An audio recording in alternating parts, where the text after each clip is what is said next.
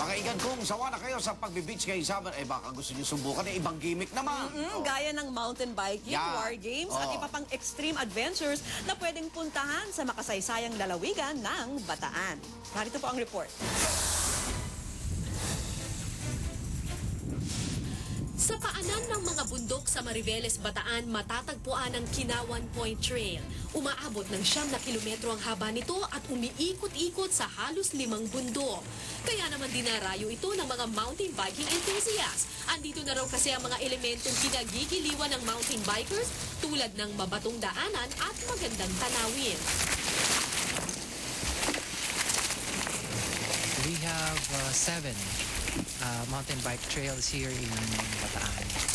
Lahat maganda eh. Pero meron kaming tinatawag dito yung mother of all trails.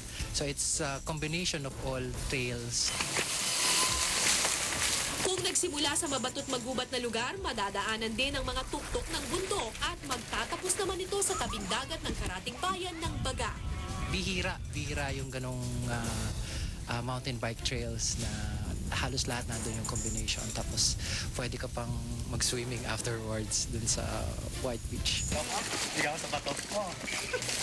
Dinadayo rin ang Bataan para sa tinatawag na airsoft games. War games ito kung saan mukhang mga armadong sundalo ang mga naglalaro. Kompleto sa uniforme, goggles at helmet, mistulang mga totoong armas ang kanilang bitbit. Pero sa totoo lang, pellets lang ang kanilang mga bala. Sa larong ito, may grupong dumedepensa at may grupong umaatake. Mala counter-strike kumbaga. Pero sa liit ng bala, minsan hindi mo na malaman kung sino na nga ba ang tinamaan o kung anong grupo ang nananalo. This is what we call a gentleman's game. Usually, the dishonest players, yung hindi tawag yung zombie, hindi umaamin, hindi sila nag-enjoy. Mga 1 month, 2 months, they quit. Bagamat sa paanan ng makasaysayang bundok ng Mount Samat nilalaro ang airsoft games, marami ring iba pang lugar sa Bataan na nag-aalok nito. Ang setting pa nga ng iba, sa baybaying dagat pa.